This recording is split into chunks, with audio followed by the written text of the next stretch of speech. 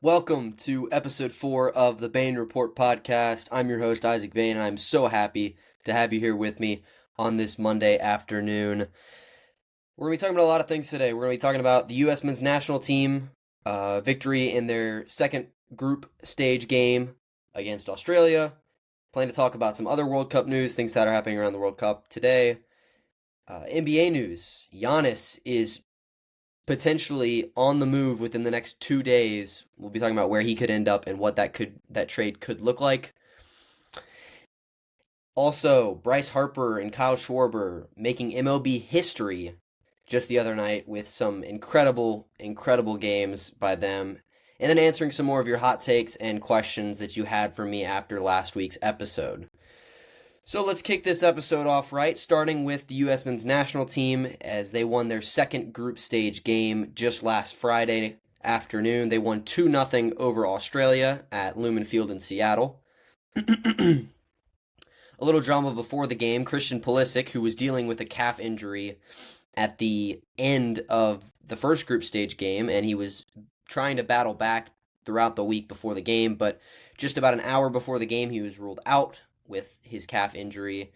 So we knew that some other players on this team needed to step up. Sergio Dest needed to step up. Folarin Balogun needed to step up. Just the entire team needed to step up and rise to the occasion. And it's safe to say that they did just that. Balogun started off the scoring early by forcing an own goal by Cameron Burgess of Australia within the 11th minute. Just a great cross, and all that Australia could do was try and kick it out, and ended up with an own goal. It's now the second straight game where the U.S. gets on the board first by an own goal, which is funny to see for sure. The U.S. takes their 1-0 lead early, and then later on in the first half, at the 43-minute mark, Alex Freeman scored his header, which was another insane play to watch. I initially thought he was offsides. They checked the replay. Turns out he was onside, so U.S. took a 2-0 lead, and from there they just seemed to pretty much dominate the rest of the way. Defensively, they did a good job of keeping Australia in limited possession time, and just an amazing job by Matt Freese, I'll talk about in a second. He did a great job on defense, had 2 saves in the game, but no goals scored for Australia. Some great defense by the U.S. and some great offense as well. They did a great job of controlling the pace and the tempo, and controlling the ball for sure. Chris Richards had the most touches in the match with 111. He had the most by far. I think the second most was somewhere in the 90s. But Chris Richards did a great job of controlling the pace and distributing the ball really well in the center of the field. The win against Australia clinched the U.S.'s advance to the knockout round, which is great. But we learned later that night, after Paraguay defeated Turkey 1-0, that the U.S. had officially clinched the group. So the U.S. clinched their group after Paraguay's 1-0 win against Turkey, and they will play Turkey at 10 o'clock Eastern Time on Thursday the 25th. So super excited to watch that game, super excited watching the U.S. men's national team last Friday. Did a great job, and definitely continue to bring hope to this country who we really didn't, I don't think many people believe this team had a shot at winning the World Cup. Obviously, we had aspirations to making the knockout round and winning a knockout round game or two. But now, the way that this team has been playing, there are aspirations for this team to make it to the Final Four and maybe even the final. So, super excited to see that. Good luck for the U.S. men's national team going forward. Love to see it. Hope everybody will be watching on Thursday night. See if we can secure the 3-0 start in group stage. Next thing I want to talk about is just other World Cup news that's been going around. Lamine Yamal, who originally was battling a left hamstring injury, he didn't play in the first 70 minutes of Spain's first group stage game against Cape Verde. He came in and played the last 20 minutes, or in some change maybe. Didn't score. He looked okay, and there were some concerns that Yamal wouldn't play in the second game, or that he'd play another limited role as a sub off the bench. He gets the start. It's his first World Cup game, first World Cup start, not first World Cup game, and he scores within the first 10 minutes. He scores in the 10-minute mark on an incredible cross. I can't remember who's the one that hit it. Sorry, again, soccer casual. But Yamal scoring within the first 10 minutes of that game, and that was basically the way the game went all the entire time. Spain wins 4-0 over Saudi Arabia to get them back on track for hopefully an advance to the knockout stage. Another great stat line from this past weekend, Eloy Room had 15 saves against Ecuador in Curaçao's tie. It was Curaçao's first ever World Cup point. This year's their first ever appearance in the World Cup, and they get their first ever World Cup point thanks to Eloy Room's incredible performance. It's the second most saves in a World Cup game in World Cup history. Tim Howard obviously holds the record with the 18 saves, the most in World Cup history in a World Cup match, and Eloy Room gets 15 saves to take second place all-time in single-game save record. And obviously Curaçao gets their first ever World Cup point. Germany and Mexico, with their wins this weekend, also secured their groups, as well as the United States. Germany won 2-1 against Ivory Coast. They scored within the final few minutes of that game to take the 2-1 lead. And Mexico wins Group A with their 1-0 win over South Korea. So 3 teams, as of the time of recording this, have punched their tickets to... Not punched tickets. 3 teams, as of recording this, have won their groups and obviously punched their tickets into the next round. Teams playing today, and actually, I think as I'm recording this, Argentina kicks off at 1, so Argentina will be kicking off shortly from the time of recording this. But Argentina, France, and Norway all play today. They all have a chance to secure their places in the knockout round and possibly even win their groups. I believe if Argentina wins today, and I think if they win, they just win the group altogether if they can find a way to win. And then obviously France and Norway is a little different because they're in the same group. But we'll see how that all shakes out. A great day of World Cup soccer today. I'm super excited to watch some of that after recording this. And I hope you'll watch some of it as well. It's been an incredible, incredible thing to watch. Even for a soccer casual like me, I found myself enjoying all the games. And it's helped me improve my knowledge of soccer for sure. Moving on to the big news in basketball, the NBA. It was announced just this morning by Shams Charania that Giannis will be traded before the draft Tuesday night. So tomorrow night is the draft, the first round of the draft. I believe starts at 8 o'clock. So the Bucks are narrowing down trade options and are planning to trade him before the draft tomorrow night. The 2 teams that they've narrowed it down to are the Heat and the Boston Celtics. And it has been confirmed by Charania that it will be a one-team deal. So there won't be multiple teams involved in this. This is going to be a back and forth with one team, which makes it even more difficult to find a way to get this done. The Boston Celtics plan is to use a Jaylen Brown package. Obviously a package built around Jaylen Brown, probably a draft pick or 2, and then a couple other pieces from the Celtics rotation. And the Heat are planning to use a lot of their younger contracts and a lot of their draft capital that they have to find a way to bring Giannis to Miami. Apparently, according to Brian Windhorst, the Celtics are all in and are willing to trade Jaylen Brown, which is a worst nightmare situation for me. As a Boston Celtics fan, for the last 8 years now, I've watched Jason Tatum and Jaylen Brown played basketball together. They won a championship together. And the fact that most likely within the next day, Jaylen Brown will not be a Celtic, and I'll probably never see Jaylen Brown and Jason Tatum play basketball again together, it hurts. And when you weigh the options, it's tough, because getting Giannis on this Celtics team would be incredible.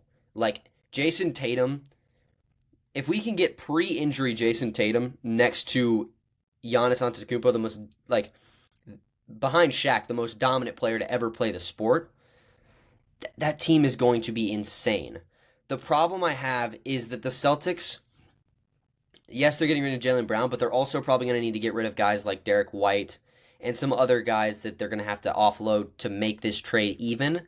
and probably some draft capital as well, which it worries me that the Celtics will just end up being a team with Tatum, Giannis, and a bunch of scrubs, which I'm not saying they can't carry that team, but two guys doesn't make a whole team, and it definitely worries me. But if I've learned anything over the last, 6 years, it's to trust Brad Stevens. He knows what he's doing.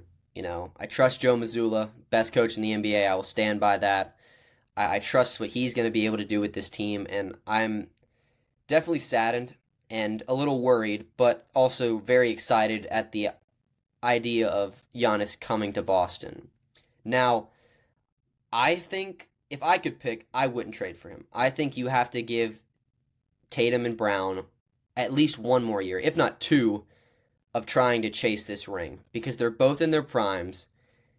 If Tatum can return to pre-injury Tatum, this team can win a chip. I know they can. But we'll see if Brad Stevens has faith in them or not, and if he wants to just move on and blow it all up, we'll see. But I trust Brad Stevens. I trust this organization. Super interested to see if Giannis does end up being a Boston Celtic or not. Hopefully, nothing goes down within the time I'm recording this, or this episode is going to take a wild turn. I'm trying to keep track as best as I can. I've got notifications up right now, and just making sure that I don't miss any possible trades that go through. And then the other big news that also came out this morning, Michigan head coach Dusty May is signing a deal to become the Dallas Mavericks' new head coach. The Mavericks departed with Jason Kidd after 5 seasons this offseason. Jason Kidd was 227 and 227 as the Mavericks head coach, so perfectly 500, which you don't want a perfectly 500 coach in the NBA. You want to be winning games, so I understand why they did that. Dusty May was obviously the University of Michigan head coach. Very talented coach, very good coach. In his 8 seasons, he was 190 and 82 as a head coach. He coached at FAU from 2018 to 2024 and Michigan from 2024 to 2026. Some of May's accolades: he led FAU to their only Final Four in school history back in 2023, and he won a national title at Michigan in 2026 and back-to-back conference titles as their head coach in his 2 seasons in Michigan. His record in the NCAA tournament is 12-3. So the statistics speak for themselves. Dusty May is an incredible head coach. He proved that he can win wherever he goes. And so I think it's the right hire. I think the Mavericks made the right hire. This is a guy that is going to come in and I think immediately turn your team around. The Mavericks were 26-56 last season, which was not good at all. But they have so much promise around this team. Obviously, Kyrie Irving should be coming back this upcoming season. He missed all of last year with his ACL tear.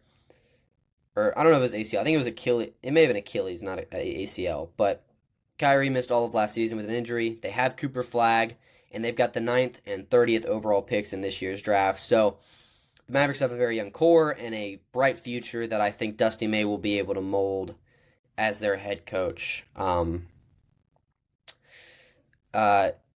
Michigan plans to hire assistant coach Mike Boynton Jr. as their interim head coach, according to Adam Schefter.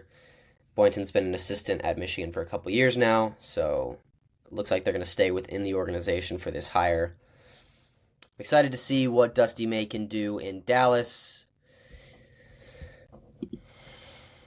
But with all that being said, we'll move on to the news in the MLB, which I want to spend a majority of our time on today. That and questions. I have a couple questions that were really, really intriguing and I wanted to answer. So in the MLB, just a couple nights ago, Harper and Schwarber had 2 historic games. The Phillies on June 20th beat the Mets 15-3 in an absolute bloodbath. Harper, who is 33 years old, hit for the cycle for the first time in his career. He had a home run in the first inning, a double and a single, both in the 3rd inning, and finished off the cycle with a triple in the 5th. It's the 11th cycle in Phillies history, the 9th cycle ever hit in just 5 innings. So a historic performance for Bryce Harper. He hadn't hit a cycle since, I can't remember if it was if it was junior college or if it was high school was the last time he hit for a cycle. So incredible performance by Harper. It's great to see one of the all-time greats get one of the all-time greatest achievements in the sport as the cycle. And Schwarber hit 3 home runs in that game in the same game. 2 happened in the same inning, which was that third inning that we talked about earlier. Harper had a double and a triple in that inning, or a double and a single in that inning. Schwarber became the first player to hit 2 450-foot home runs in the same inning. He hit both in the third inning, 456 and 457 feet, both to right field. Both were tanks. Incredible hits for both. An incredible night for both players. Excuse me. Both incredible players, both incredible careers. Some of the best hitters we'll ever see in this sport. And don't look now, but the Phillies are getting hot at the right time. They're 41-35 on the season. They're currently second in the NL East behind the Braves, 6.5 games behind out of first, and they're 6-4 in their last 10 games. The Braves, 3-7 in their last 10 games, and definitely some worry going on in Atlanta as the Phillies slowly start to creep back up into the standings after what was a really rough start to their season. Next on the docket, trade deadline is quickly approaching, and I know it's the end of June, we've got plenty of time, but it'll be here before you know it. So the trade deadline is Monday, August 3rd at 6 p.m. is the deadline, and Kylie McDaniel and Jeff Passan put out a list of their top 30 players who could be traded at the deadline. And the top of their list was Skubal, Buxton, and Jeremy Pena were their top 3. And I just kind of wanted to go over the 3 of them and see what that could possibly look like. Starting with Tariq Skubal. Skubal, if you don't remember, he had surgery earlier this season to remove loose bodies in his left elbow. He's had 2 major league starts since that surgery, since his return. In those 2 starts, he's pitched 10 2/3 innings. He's had 12 hits, 5 earned runs, 2 walks, 12 strikeouts, and a 4.21 ERA with a 1.31 WHIP and an 0-1 record. So Skubal obviously doesn't look very sharp coming off this surgery. To be fair, this surgery was supposed to take months longer than it did in terms of recovery, but Skubal found his way back on the diamond within literally a month and a half. So, incredible return from Skubal. It's great to see him back because he is one of the best pitchers in the league, but I don't know if he's necessarily ready yet, and you can tell by his performances over the last 2 starts that he just isn't at that 100% mark, and I'm worried that teams are not going to want to trade for him because of that.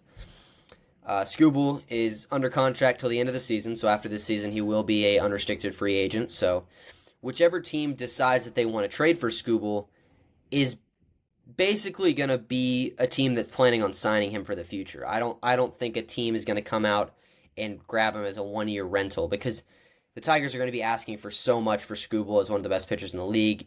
For a team to give up, a bunch of prospects and players for just a half a season with Skubal is really unheard of. So whichever team does end up making a trade for Skubal, most likely is going to be the team that he will spend the next who knows how long on, depending on how long his contract is going to be. We will see. Next up is Byron Buxton, and Buxton this season has been playing extremely well. Buxton has always been one of the top 15 players in the league for the last 10 years on just incredible consistency, and he has just been so good. This year, batting .275 with a .334 on base and .591 slugging. He's got a .925 OPS, a .149 OPS plus. He's got 76 hits, 13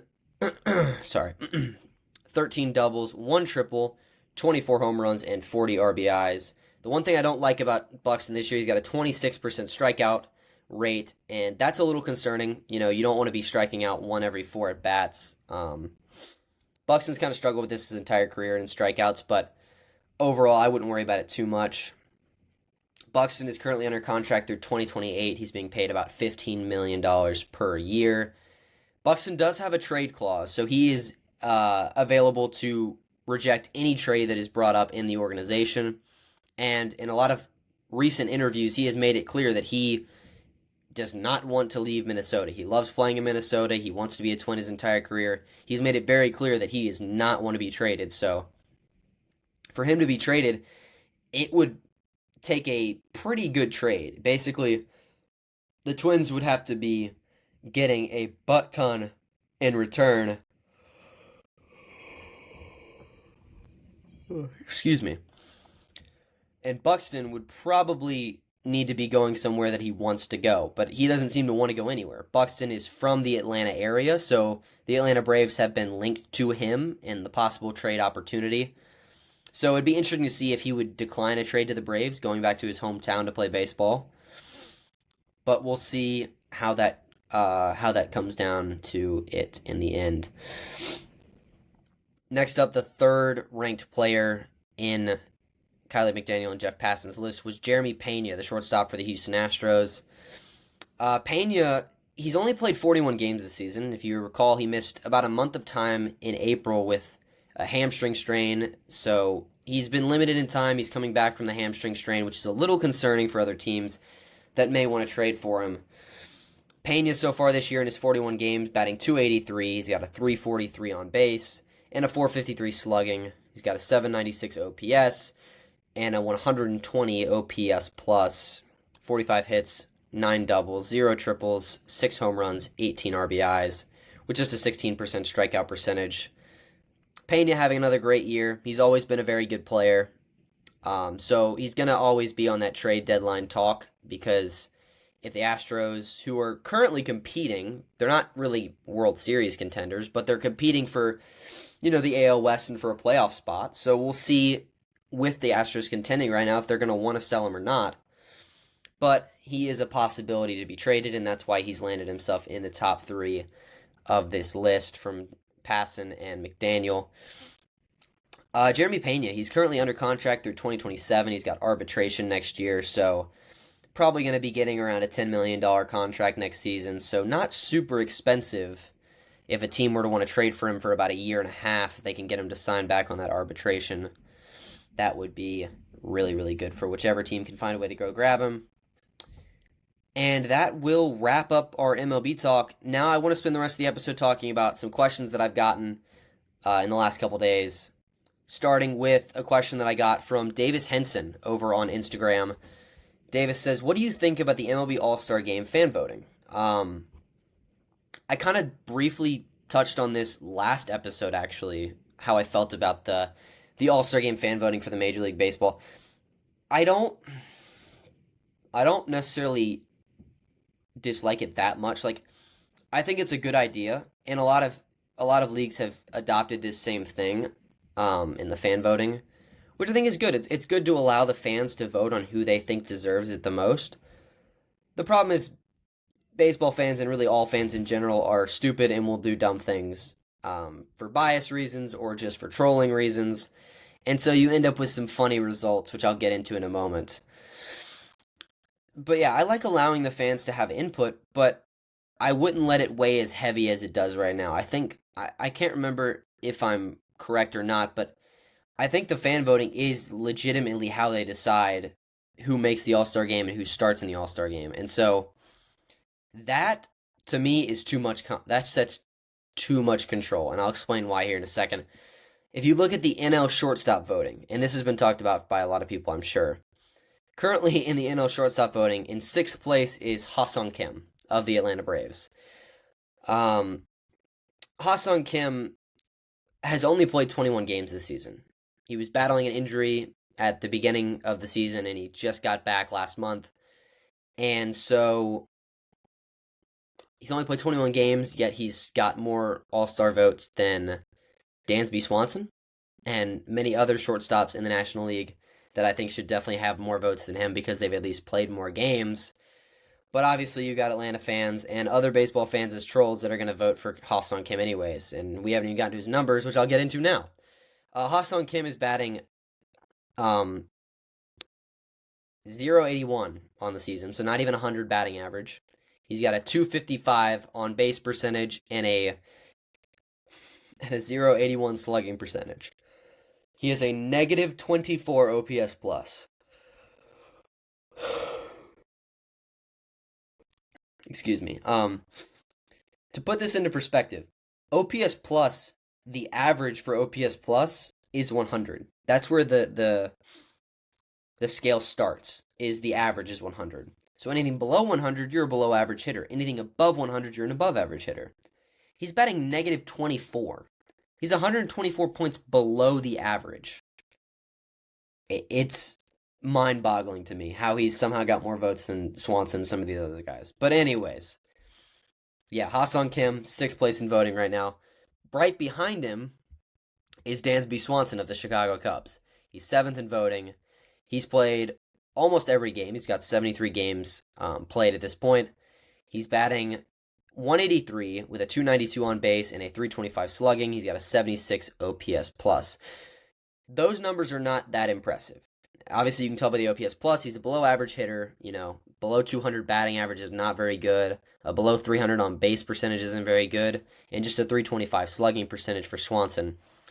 But where Swanson has kind of had a lackluster hitting season, he makes up for it in the field. He's one of the best fielding shortstops in the game. And you always love to see that. So, although his hitting stats aren't good, he definitely still deserves some votes. Now, is there any world in which Ha-Seong Kim batting below 100 and with a negative 24 OPS plus should have more votes than Swanson, who has played 50 more games than Kim, might I add? No way. And I know this is Braves fans being funny and also kind of just trying to force Braves players into the All-Star game, but this should not be happening. There's no reason that Ha-Seong Kim should have more votes than Dansby Swanson. It shouldn't be happening. A more serious race to talk about is the NL second base voting. Another Braves player, Ozzie Albies. He's currently first place in voting, and Ozzie is having an incredible year. I wish I could go into more depth about this, how great of a season he's having. Truly is probably the best player on the Braves right now, and is definitely the most consistent for sure. He's currently batting 284 with a 334 on base and a 452 slugging percentage. He's got an 120 OPS plus with 12 homers and 41 RBIs, a 2.5 WAR on the season. Incredible season. Absolutely incredible. Great job, Ozzie. He's played incredible. Obviously, defensively, he's always solid as well. The man in third place in voting is Bryce Terang of the Milwaukee Brewers. Bryce Terang is mid-20s. He's very young. He's only been in the league for a couple years now. Third in voting. And I want you to take a look at his stats here and tell me why Ozzie is 2 places ahead of him. Terang is batting 259. He's got a 371 on base percentage and a 452 slugging percentage. He's got an 128 OPS plus, 11 homers, and 47 RBIs with a 2.9 WAR on the season. Very similar statistics. Ozzie has a little bit better at batting average.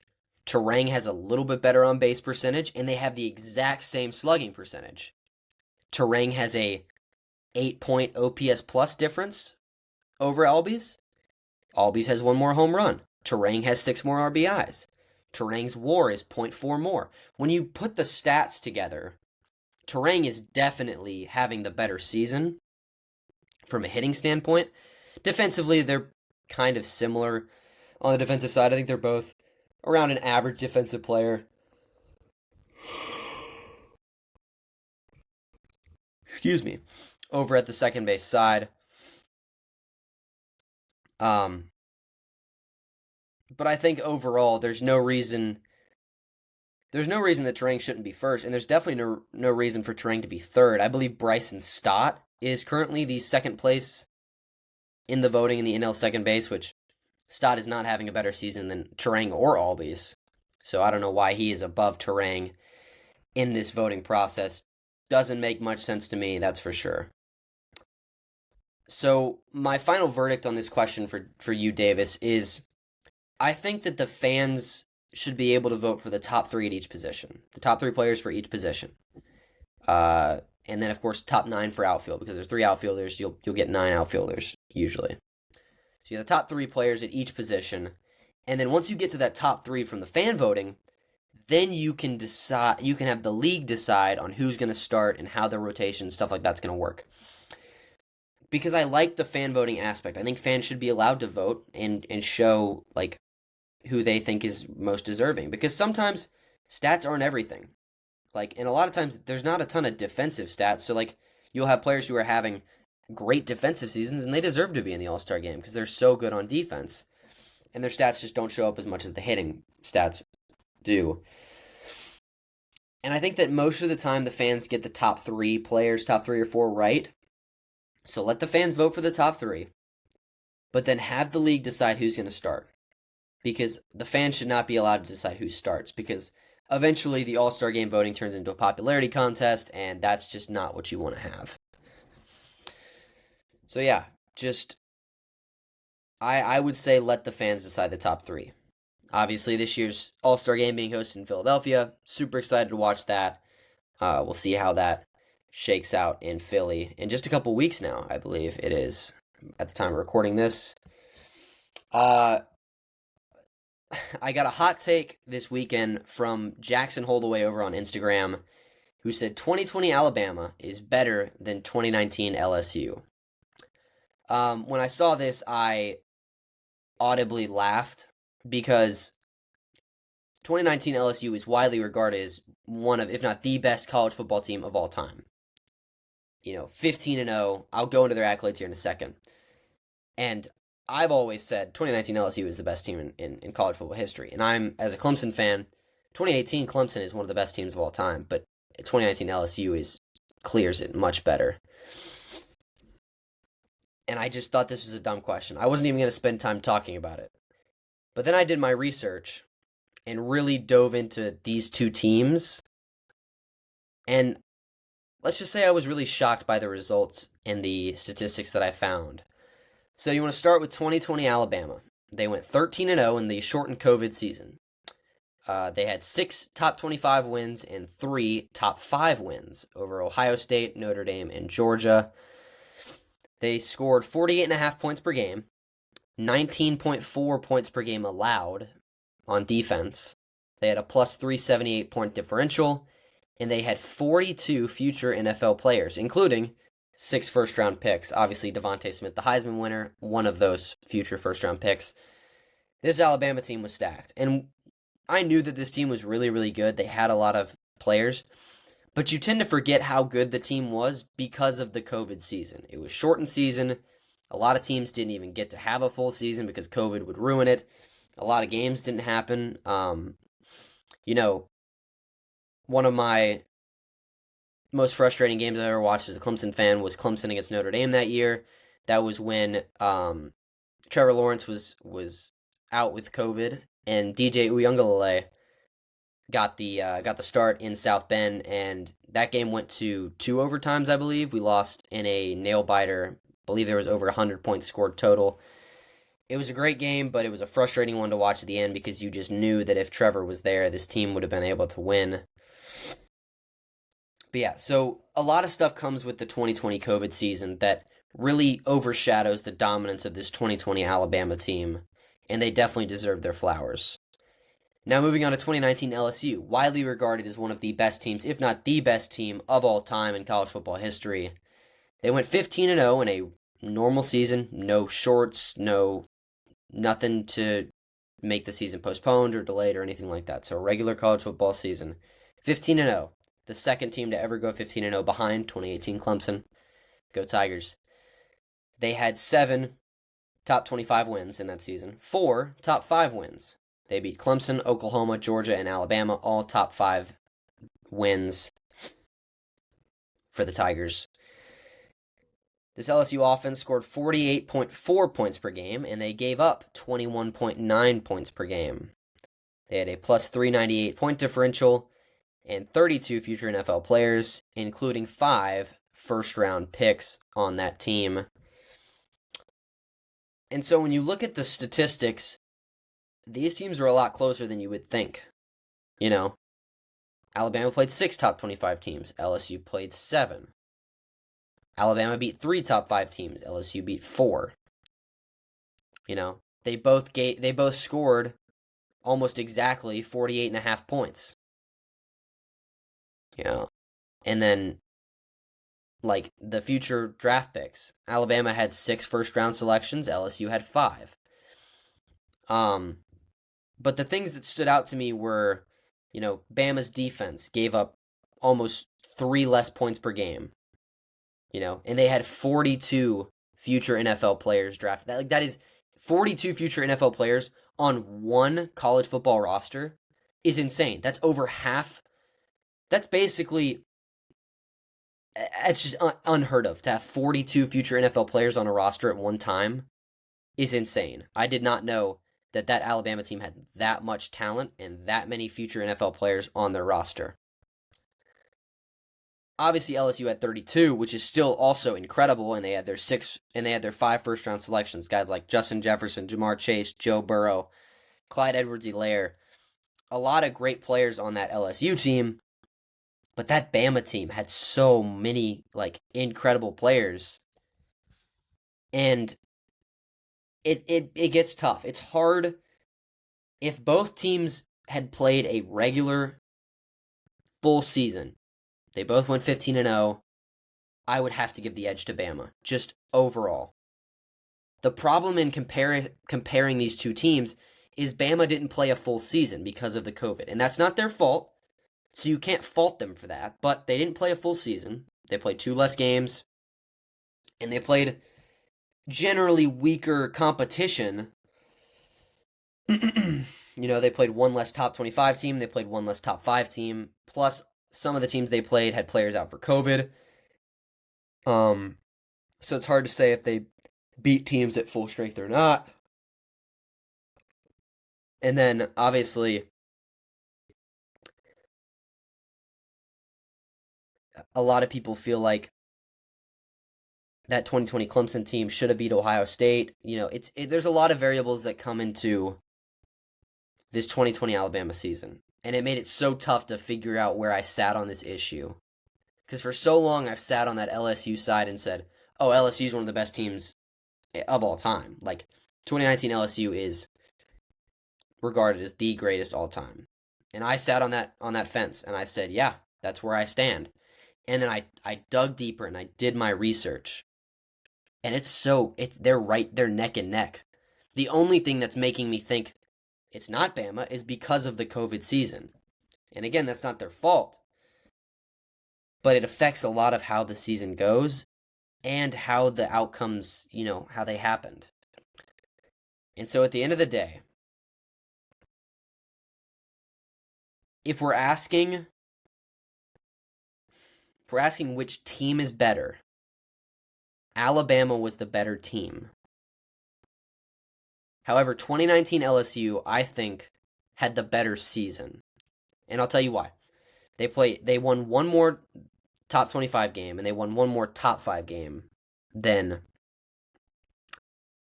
Bama did.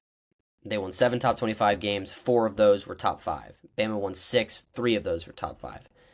So one more top 5 win than Alabama had.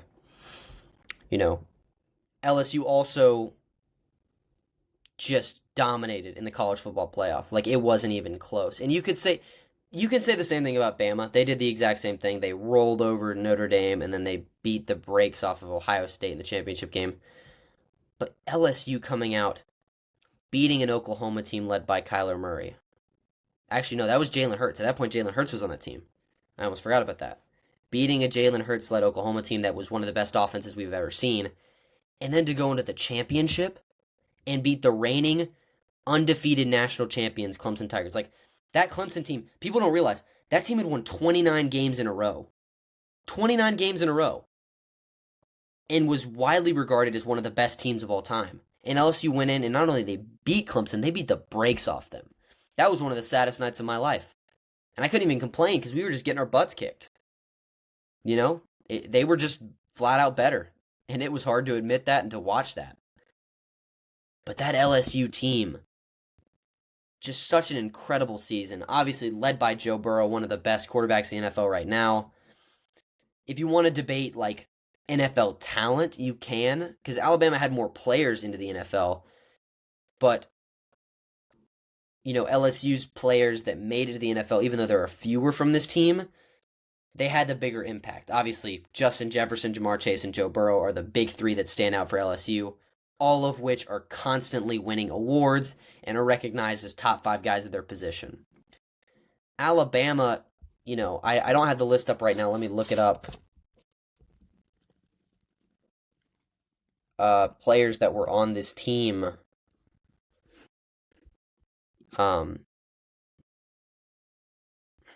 It's let's see. Sorry for this, it's taking a second. I've got it pulled up now. So Jalen Waddle was pick number 6 from this Bama roster. He's had an okay career in Miami. He's now in Denver.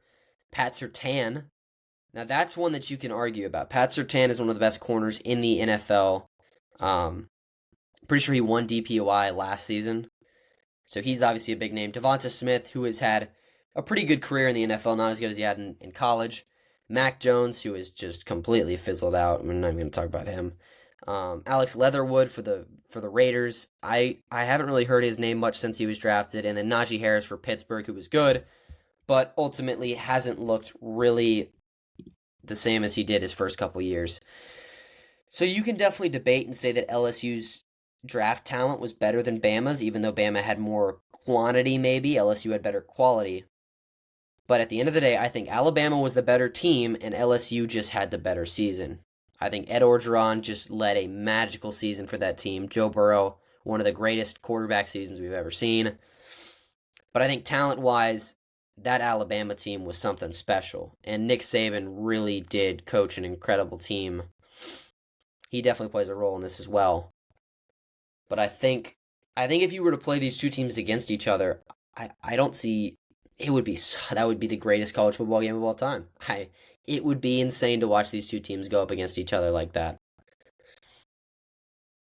But I don't know. This is such a tough one, and this is why I wanted to spend so much time on this question, because this is such a tough one, and I'd like to hear your takes and your ideas on this in the comments. Which team is better, 2020 Bama or 2019 LSU? But I say my final take is Alabama's a better team. LSU had the better season in 2019. That's my final take. So that basically is going to wrap up the episode. I know this isn't a super long episode. There wasn't a ton to talk about this weekend. I know that many of you were expecting an episode yesterday, but it was Father's Day, so I took the day off to spend time with my dad. Hope you guys don't mind taking an episode today. And then I'm planning to hopefully get another episode out on Friday, maybe Saturday. We'll see how that goes. I'll let you guys know ahead of time. I will not be able to post any new episodes or content all of next week. I will be out of town at a church retreat, taking that time to spend time with God and away from all of this. So sorry ahead of time that I won't be posting anything, but I will be back after next week, and I will start pumping content out a lot faster then. So thank you for bearing with me with that. So I'll just say now as we end this episode, please leave comments, leave questions, leave hot takes for me on Instagram, on Spotify, in the comments here on YouTube. It doesn't matter where it is. I want to hear your questions, your hot takes. I'm planning to do a super long episode on Friday with hopefully some special guests as well, where I can just sit down and debate a bunch of stuff, talk about maybe the Giannis trade that's gone through, talk about the U.S. men's national team final group stage game, and just have a very long, fun episode before I leave you guys with nothing next week. So yeah, thank you guys so much for listening today and for tuning in. I'm so glad that I was able to talk to you guys about all this stuff today. Let me know if you have any questions or thoughts, or just you think I'm a casual and you hate me. Oh well, just let me know. I'd like to hear your feedback, of course. So with all that being said, I hope you guys have a great rest of your day. And I will see you all later this week. Goodbye.